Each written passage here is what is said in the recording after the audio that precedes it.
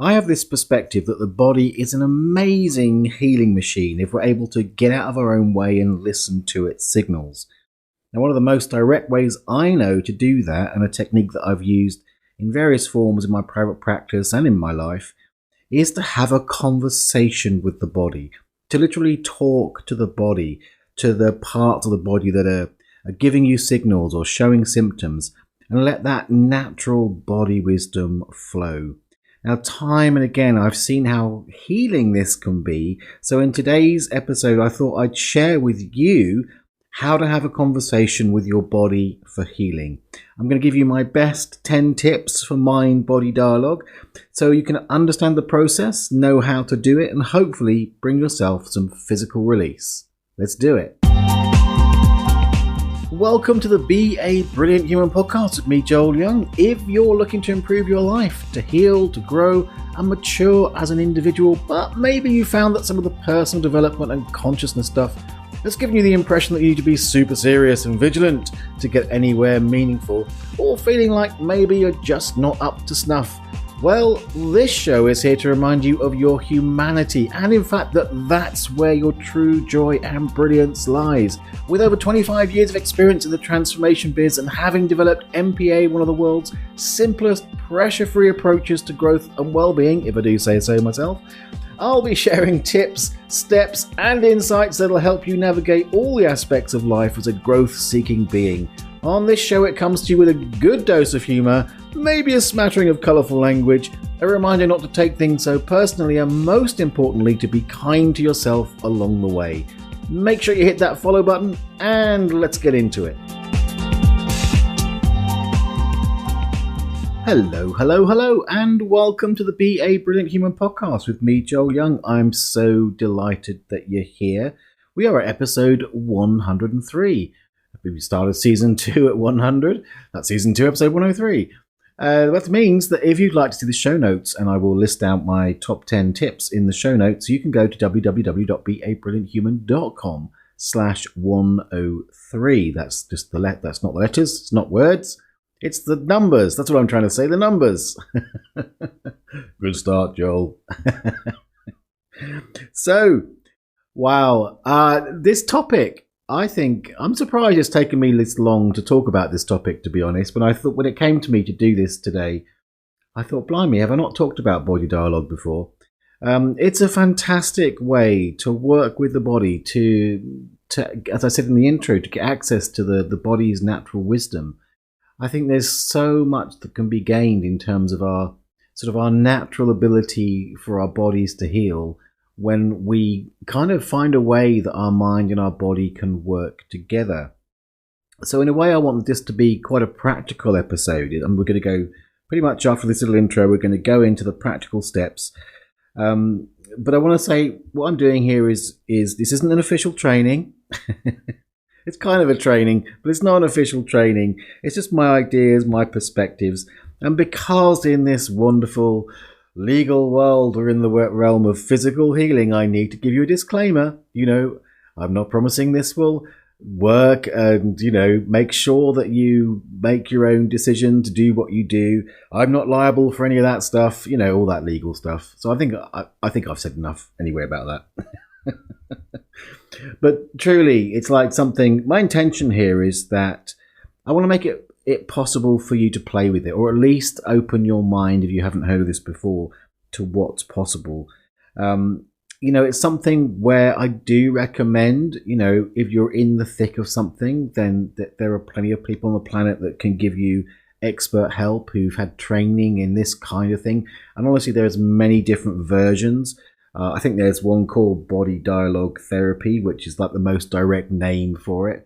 I grew up in the world of the journey method, and we use a lot of body dialogue techniques within that methodology. Within MPA being non-personal awareness, if you're brand new, you're going, what's MPA? I came up with this methodology back in 2007 called MPA. It's a simple way to stop taking things personally, and so much more. And it can be used very effectively in the context of talking to the body, because it helps let go of the yucky stuff and let in the yummy stuff from the body's perspective, which is very, very powerful. So, it's a good idea to get some support or some expert help with someone like me, because I'm wonderful. I've got a thriving one-to-one practice that I've been doing for nearly 25 years now. So you can reach out. By the way, I should drop the URL for that, which is, if you're curious about working with me one-on-one and specifically want to do body dialoguing, although there's many things that we can do, you can go to joelyoungmpa.com/sessions and find out all the details there. But really my intention today is to help you find a way to get a deeper connection to your body so you can participate in your natural healing. So these 10 tips, I've kind of broken them down into logical sections. So 1 to 4 is going to be really about the setup. I want to offer you some mindsets, if you like, or ways of approaching it, because I think that's so important. It's often missed in these kind of, the 7 steps to whatever the hell it is. is there are some important foundational mindsets that are going to make all the difference. Then in steps 5 to 7, we'll get into the conversation itself. Some of the things that I think are really important in terms of how to run that conversation.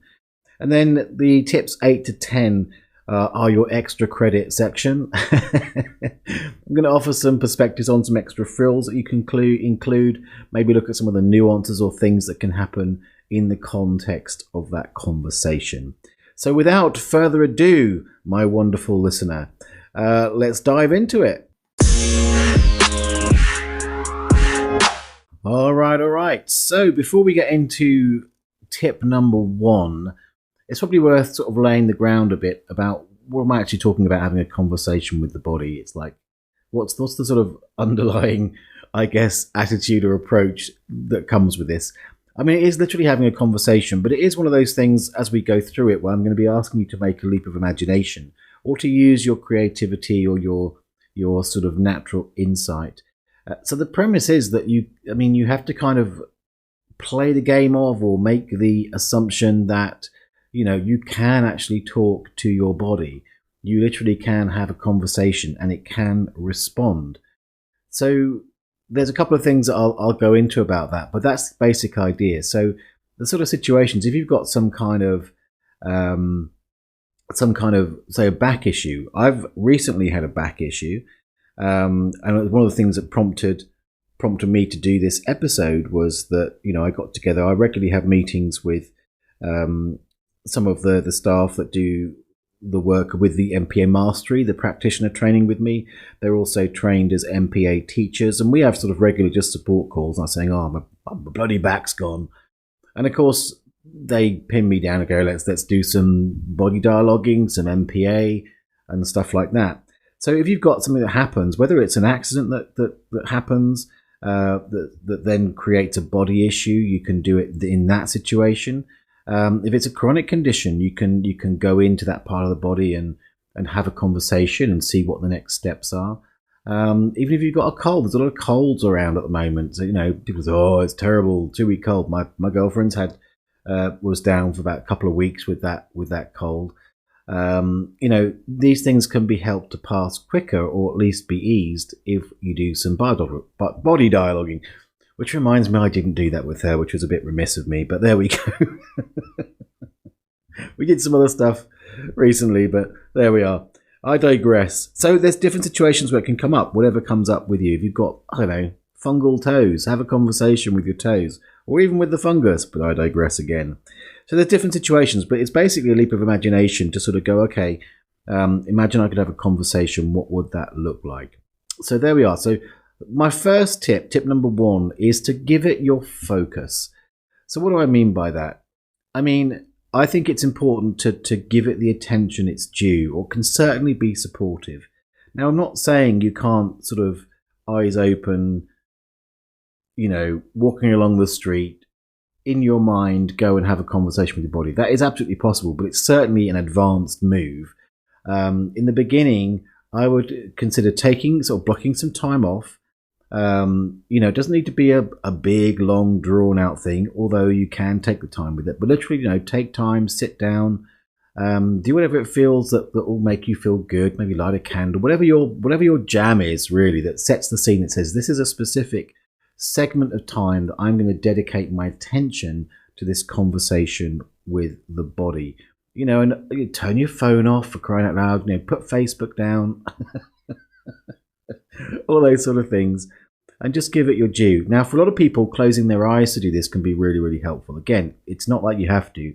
My general thing is like whatever works for you in terms of carving out some specific time to do this is a really good setup. Number 2 is to keep it simple. So there are lots of modalities and ways that set up all sorts of ritualistic ways of doing this or go into great depth and detail. And I'm not knocking that. As the more you practice it, you can bring in some of these things. I'm certainly going to share some of the ones that I know and love, at the back end of these tips. But I think a general principle of keeping it really simple is the most powerful thing to do. I mean, I think it's one of my I guess my approaches to life is to keep things as simple as possible. And in this context, what I mean by that is like, in terms of having a conversation with your body, it's like, so I've got a knee issue. So you could say, oh, well, one of the journey work that I did for years and years, went through a whole setup process of walking down some stairs and sort of getting into a little spaceship inside your body and letting you take you where it wanted to go. And there's good reasons for that. I'm certainly not knocking that. But I think it's just good sometimes to keep it simple. I've got a knee issue, right? Close my eyes, go to my knee. Go to my knee and just put my attention on it. And you can do things where, you might visualize what it looks like. That can be really useful. That's a good part of it. But just to keep it really, really simple and playful. Number 3 is when we get into the dialogue part of it, you're kind of doing that thing where we can get into kind of this mode. I am now talking to my body. It's like I'm now a presenter on the BBC. I'm going to go into BBC presenter mode. It's like, this is you talking to you. So be conversational. It's like if you bring kind of this heaviness, this kind of, and you put all the pressure on, I'm talking to my body and I've got to get it right so that, I can heal this thing. That to me is a counterproductive energy to go into the conversation with. If you keep it light, it's like, hey, knee, how's it going? Hi, Joel. So I really love to have a conversation with you about what's going on and maybe we can work together to sort this out. Oh, okay, says the knee. It's conversational. The more you can sort of just allow it to be that simple, the more free-flowing the energy is and the more available, I've found, the more available you are to sort of be open to the conversation that needs to be had that will help you to shift the energy or take the actions that need to be taken, all that kind of lovely stuff that you're going there to do. So be conversational and keep it light. And the fourth one, the fourth tip really in kind of the setup section that I want to talk about is you can use personification. Now, you don't have to use personification, and I could be potentially straying away from the keep it simple one, but I love the idea of personification. It's what that is, in case you don't know what personification means. It's basically imagining that the body part that you're talking to has the attributes of a person. This is how you can get to the point where, if you go, well, I'm supposed to have a conversation with my knee, but my knee can't talk. That's where we use a device of personification. You imagine that it has those attributes. It can have feelings. It has its own intentions. It has its own consciousness. So you can have that dialogue. And it is a leap of imagination, but in a sense, isn't that what we do in conversations anyway? It's like we're all just living in a bath of energy, energy emitters, and we use our imagination in a sense. Our imagination is what gives us our sense of reality to create translations of that energy, and it comes out as words and all those kind of things. So if you can play with personification, you don't literally have to make, my knee has now got the shape of a human being. I'm talking about just having those attributes.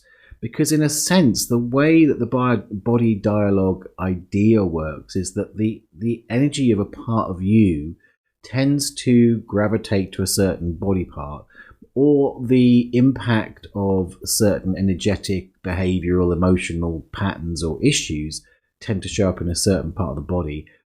The underlying secret and why it is a leap of imagination here is that what you're really doing is you're having a conversation with yourself to discover what are the things that are showing up pattern-wise, behavior-wise, emotion-wise, that are related to or showing up in your body in a certain way. So that's why I love the use of personification.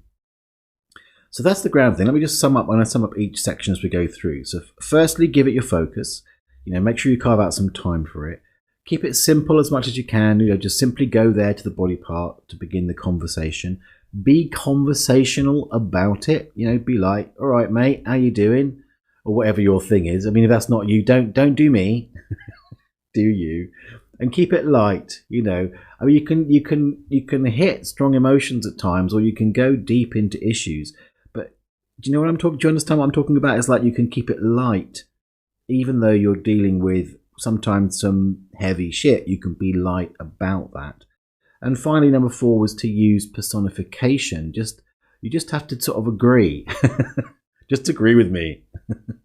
That you can give effectively your knee, your liver, your back, the ability to have those qualities of a human being. All right, so then let's go into the conversation itself. Okay, so again, before I go into the tips themselves here, a little bit of setup.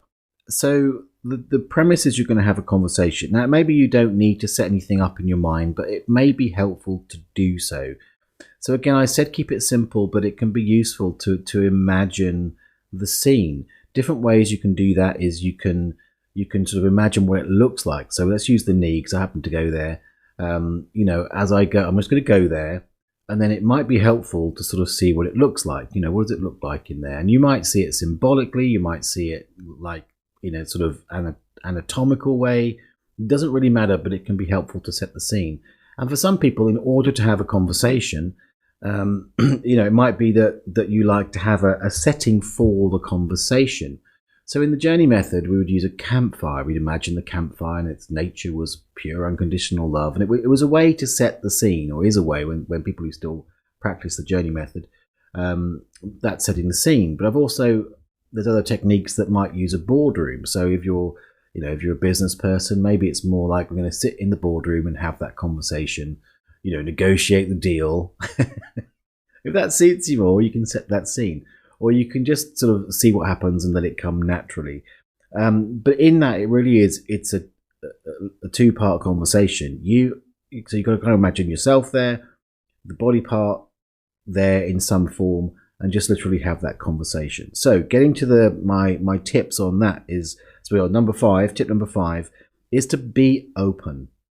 So what do I mean by that? So in a sense, and if you listen to this podcast for any length of time, you know that I bang on about this a lot because it's core to MPA and non-personal awareness, which is to drop the dogma and drop any agenda. Now, it may seem like a crazy thing to say. Well, I'm going in there because I want to heal my body. Yes, I understand that, and that is, in a sense, an agenda. But what I'm talking about here is like an intention or a prayer. Think of it more as an exploration. It is a conversation. If you go into a conversation with a friend and you've got a really strong agenda, you don't really care what they're going to say. You just want to get your thing. you want to get your thing done. I mean, for the most part, that's not the best of conversations, is it? Let's face it. Or at least you're kind of blinkered to any input that they may have. It's really about you and you getting what you think is best out of it.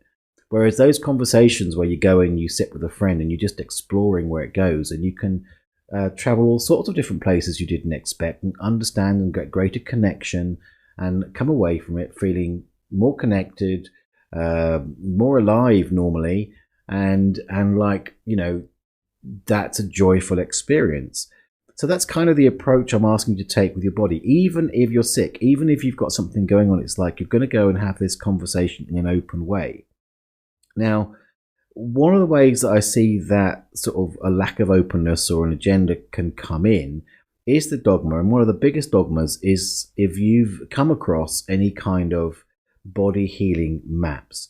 First one I ever came across right at the very beginning of my journey into this world was Louise Hay, and she published this book called The Little Blue Book, and it would list out the different physical conditions and then what they were about according to her and her experience. And then there were affirmations that you would need, prescriptive affirmations to do if you had that condition. Now, again, to be absolutely clear, I love that book and I love going to it, and it's always interesting, but I never take it as slavish dogma. It's like, oh, that's interesting. Because most of these maps, and there's all sorts of maps about, what issues, and, your liver is to do with anger is my kind of go-to one. Well, the reason that's there is because for a lot of people, they found that to be true. But if you take that on as that's how it is, you're being, dogmatic and a slave to the map. And that is not being open. Openness is, I'm open to that, but, let's explore, because there are occasions where it's not directly what that is. So that's the invitation to you, really, as you go into the conversation, to be open.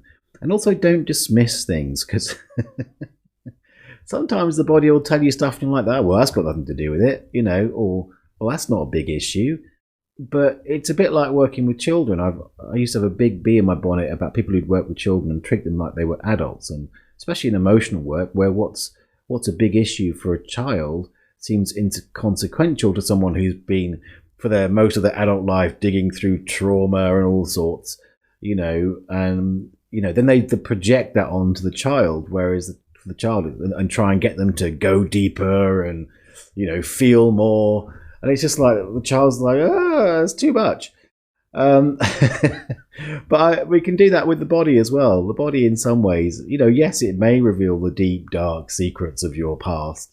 But it might just be a simple thing, so don't dismiss anything. Just be really, again, the whole thing here is to be really, really open. And maps are great, but kind of put them on the shelf for the time you're having this dialogue. And just like you would with a friend, just be open and go, well, what's going on? Just talk to me. I'm open. I'm happy to listen. Which brings us to number 6, which is listen. Number 6 is listen, receive. It's like, again, I'm going to use that analogy of sitting down in a conversation with a friend. What it's like if you're with a friend who just isn't listening to you. How open are you to sharing what's really going on for you when you feel that the person on the other side of the table is not listening to you? Not very is mostly my experience. So if you're really available to listen, to really receive what's coming, then that is one of the most powerful things you can go into it with. Now, it may be that the conversation comes up in like language, but it may show up as emotion. It may be that memories show up, or just a description of a specific experience, either recently or in the past, or maybe it's fears about the future. So again, in the listening part of this, it's really about, again, it dovetails to the be open aspect, which is be open to what it wants to share. In fact, that's probably a good way to say it, is like, if you've got that sponsoring energy in you that says, I'm really opening to hearing what you want to share with me right now, and then really receive what comes your way. That's like my top tip, number 6. Listen, be really open to what you're hearing. Because sometimes what can happen is, in sort of going back to the dismissal thing, is you kind of, part of listening is you've got to be humble enough to listen, and open enough to listen, because sometimes your body might say things that you don't particularly want to hear. That's where the dismissal comes in. That means you're not really hearing what it's telling you. You don't want to hear. So it all sort of dovetails in together. And then number 7 is respond. It's important to, again, part of a conversation is not just listening, but responding. So that's why I call it a conversation. There can be a back and forth. It might. Now, go back to the knee as an example. I'll try and think of an imaginary example. What does the knee want to say? It might say, stop jogging. And you're like, yeah, but I love jogging. I don't love jogging, by the way. And you go, well, okay, well, I hear you, and maybe it's like, but I really love jogging. Now we're in a dynamic of a conversation where you've got the parts of you that are maybe in conflict. Your knee, from its perspective at the beginning of the conversation, is the problem is the jogging. But if you unfold the conversation, then you're in a place where you can seek a solution that works for all parts of you. So maybe then in that conversation, if you respond and go, look, I really hear you and I really want to help, but giving up jogging sounds like hell for me. What can we do? Then you're in a place where go, well, it's not as much the jogging. It's just that, it hurts when we do it, such and such, and you'll get the information. Or maybe it's not the jogging. It's that, don't run when you're when you're feeling miserable. Yeah, but it peps me up. Yeah, but there's certain things. I mean, I don't know what the because I haven't got knee issues, but I don't know what the things would be. But my point here, in my rambling way, is to say when you're open and you respond, you're able to be you in response. Then you get a chance to explore the different dynamics that are going on. And other ways in terms of response is to be empathetic. So be solution focused, but also be empathetic. Again, let's go back to that having a coffee with a friend, in a coffee shop. When they say, they might be, in part of your mind sort of bitching about something. But for the most part, if it's a good friend, we'll have some sympathy, some understanding. We can empathize with them. And then maybe move on to the solution-focused stuff afterwards, once you've heard, once they had a chance to get it off their chest what's going on. And they might know they're just being unconsciously spewing the stuff. And probably part of them knows that they could probably think about it more positively. But until that emotional charge has been kind of heard and received, they're not really in a place to then move into the solutions. And that's true of your body as well. It's like it often needs to have its say to sort of express itself first. And be heard, as we all do, heard, accepted, validated, all those kind of good communication skills. And so you can apply them as part of your response. So that's kind of the inner part of the respond. And the outer part of it is there may be specific actions that your body's asking you to take. So again, we sort of covered that a bit in terms of like with that rather dramatic one of stop jogging. But oftentimes it's simple things. It might be like drink more water, or there might be practical things the body asks you to do, and if you're really open to hearing it, that can be really powerful. And then, you can have a conversation about, okay, well, I hear you, and I'm willing to maybe make sure I drink a glass of water in the morning or the evening, or whatever the suggestion is. So then you're responding by action, because that's important too, is that you take what comes from the dialogue, and if there are sort of external, and there aren't always, honestly, external actions you need to take. And a lot of those, if you resolve a lot of the emotional or energetic stuff that's sort of held in the body, actions, behaviors change often by themselves. But there are definitely times where the body sort of might suggest certain changes of behavior. And it's good to find a way where you can commit somewhat to doing that. Again, I've been talking the last 2 episodes about commitment, the power of commitment. Certainly last episode, and I mentioned micro commitments. That's one way that you can you can sort of do that thing of where you take some action to support the conversation you've had in a way that is genuinely doable and doesn't end up with you kind of collapsing and then not honoring the body in that way. So the conversation overall, and these sort of tips 5, 6, and 7, fundamentally, it's the most important thing is to be open. And then let it be a sort of listen and respond. You've got to genuinely listen. You can't fake that stuff.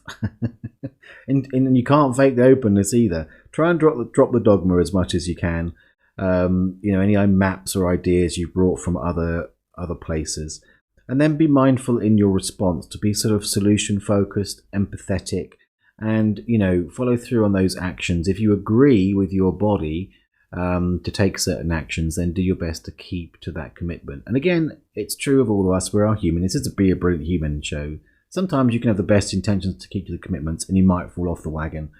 It's okay to then sort of go, okay, whoops, and then come back and just recommit and start again. All right, so let's move into some of the nuances of it. So in these last 3 tips, I'm going to introduce some other things, I guess, that can come up and give you some ideas about what you can do with those. And also want to give you a couple of examples so that you can get an idea of the sort of things that might happen within a dialogue. So tip number 8 is to honor the resistances and work through them. So I sort of touched on this in the last section, but I wanted to bring them up specifically because sometimes you'll find within the dialogue that there will be, it's again, going back to my sort of parallel idea of having a conversation with a friend in a coffee shop. Sometimes they might make a suggestion and you find your resistances come up and you can't sort of fake, well, you can fake your way through it, but everyone knows the bullshit that's happening. But whether you're working with your body to heal, it's like you have to honor those resistances. And it's not like you're a failure if you've got resistance to some suggestion or idea that the body makes, or vice versa. It's just that there's an invitation there to sort of work with them. And again, I kind of did give that example before of like, with the resistance when I talked about the jogging, but I love jogging. I don't want to give up jogging. But by honoring it, then you're continuing to be open in that conversation. And there can be all sorts of different ways that resistances can come up. But in any case, say for example, it can be a resistance to feeling or empathizing with what the body part is bringing to you. And again, if you can just keep the conversation flowing and say, you can literally say to me, I don't know if I'm ready to feel that yet. At least you can work and start moving forward. And I'm not saying, by the way, you need to force it or fake it in any way. Because one thing that can happen, if that comes up, like the body starts to say, well, what's happening in my body is that I've got stored some shame from the past or some, maybe it's hate or anger, emotion that you really don't like to feel. It'd be good if you can then really acknowledge it and let yourself feel that. But it's okay to go at your own pace and say, well, I'm not quite ready for that, but maybe we can take one small step. Because even just one small step, even just acknowledging that it's there, giving it some time, giving it a break, going back again, maybe next week and, having another conversation, letting it sort of percolate through your system is perfectly okay. But that takes honoring the resistances and allowing yourself to sort of go through things in a way that works for you. It's really just being real with yourself. So tip number 9 is to use the tools that you have. If you have tools at your disposal, then use them in the context of the dialogue. So obviously for me, as Mr. MPA is my go-to tool these days for working within the context of a dialogue. So within a dialogue, there are things that come out in MPA. If you don't know about MPA, again, you go download the sheet, the free sheet. The link is at the end of this, the end of every episode now. But you can go to mpa4.me/MPA sheet. You can go to joelyoungmpa.com or the mpaacademy.com. You'll find a way to download the sheet so you can get access to the tool. But it's powerful when in a conversation, what you're doing is you're naturally providing expressions from which you can find the keywords or the cookie cutters, as we call them in the MPA, and do MPA on the spot, because MPA itself is a fabulous facilitator of allowing things to flow, allowing conversations to flow, or to literally just let go of the issues that come up in the moment. So that's what we were doing. I mentioned that my back went, and that was part of the inspiration, and I had that regular meeting with the MPA teachers. And what came out of that is that, because I was like, oh, my back's gone. And in the dialogue in conversation, what came up was this sense of sort of really leaning forward. I mean, literally, in the last week or so, I was sort of at the beginning of the week, I was like stooping, walking around like an 80-year-old, I say. Stooped over. It was like sort of very strong back pain.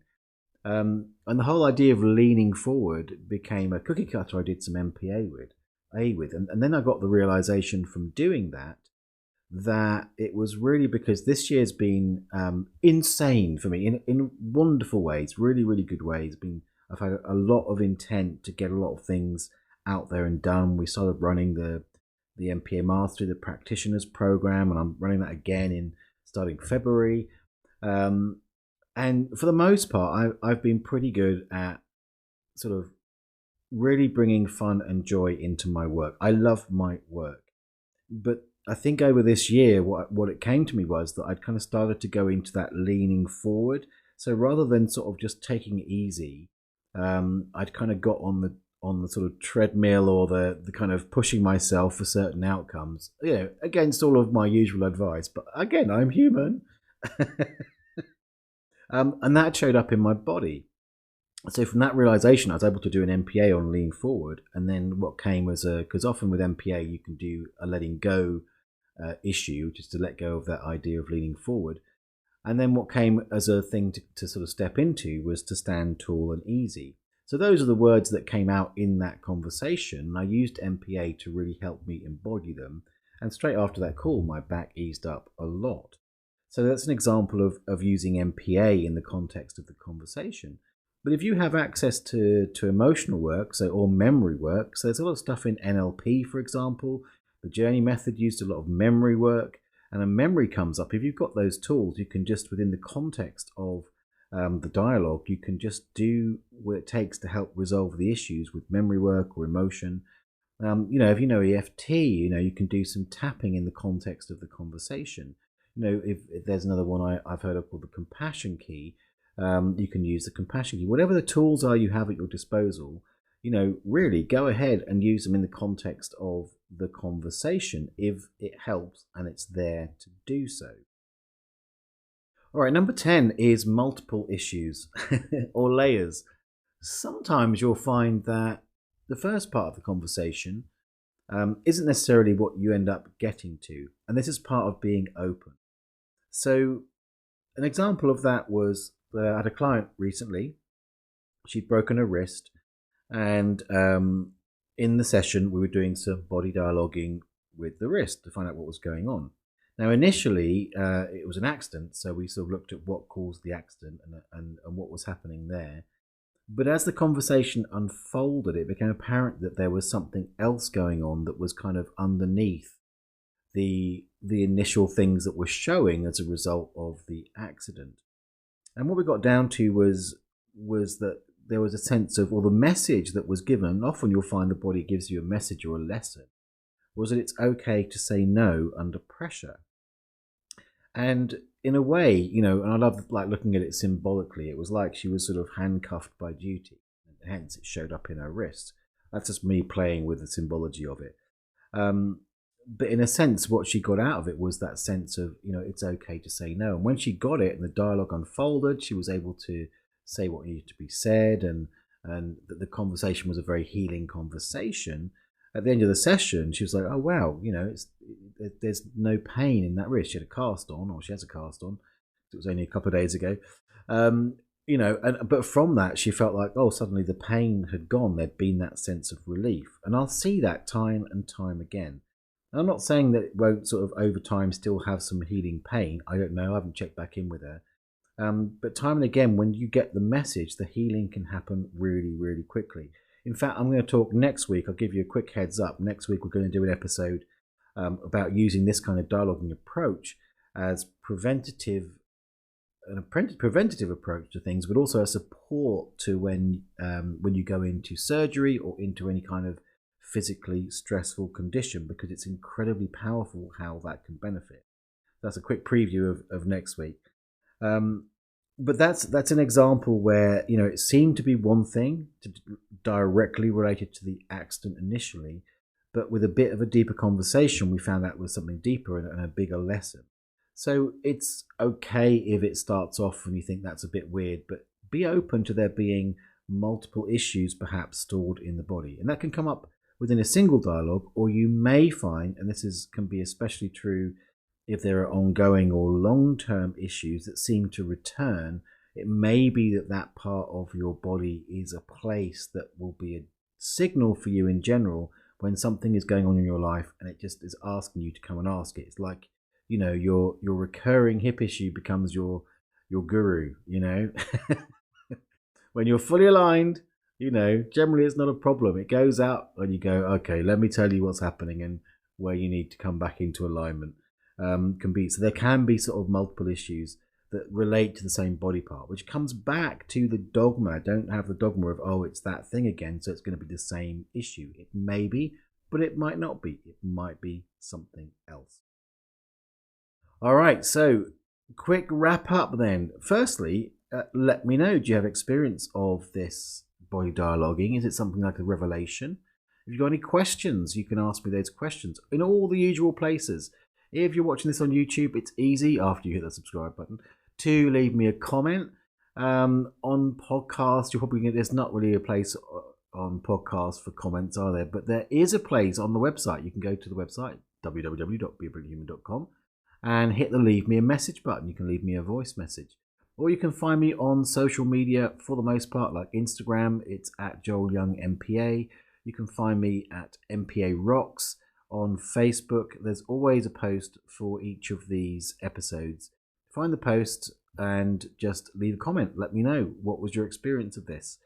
So a quick summary of my top 10 tips. 1, give it your focus. 2, keep it simple. Just go there. Keep it easy. Number 3, be conversational. Keep it light. You can use personification. That's number 4. Just take that leap of imagination that your body can have the ability to have emotions and conversations and talk and all that stuff. In the conversation, tip number 5, be open. Drop your agenda and maps. Don't dismiss things. 6 and 7, listen and respond. I mean, really listen. Be empathetic, and take actions as necessary. And then 8, you've got to honor your resistances if they show up and have that kind of solution focus of let's just work through them. Don't force the pace. Small step by small step is always way better than trying to force yourself and then snapping. You can go right back to, I think it's episode 3, which is my 5-step blueprint. I'll have to double check it's the right episode, but I will link it in the show notes. I'll remember to put that one in, so you can have a listen to that, which goes through why taking it step by step is such a powerful thing. Number 9. Be playful. Use tools. If you've got tools like MPA or memory work or NLP or EFT or other modalities that come up so that are a natural fit to use in the midst of the conversation, go ahead and do it. And finally, number 10, multiple issues. There may be multiple things that are hanging out in a particular body issue, different facets maybe that have conspired to create the symptom. So be open to there being multiple issues and kind of just be cool with that. It may be you go back over a number of sessions, or it may be that you deal with it in one conversation, but are open to it sort of going a bit left field. That's all cool. So that's it for me today. I hope you've enjoyed this episode. I say next week we are going to talk about using this in a kind of pre-physical, what am I trying to say here?